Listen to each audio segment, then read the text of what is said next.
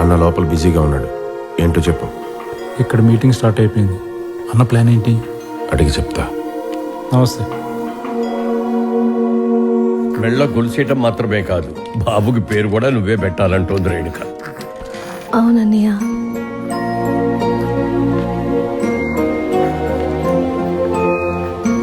నీకెవ్వరూ లేరనుకునే దానివి, దాన్ని అబద్ధం చేసిన నిజం వీడు. పేరు సత్య. సత్య,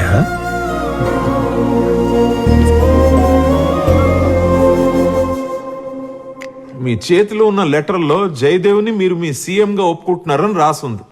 మీరు సంతకం పెట్టిన వెంటనే బ్యాలెన్స్ అమౌంట్ మీ అకౌంట్లో పడిపోతుంది.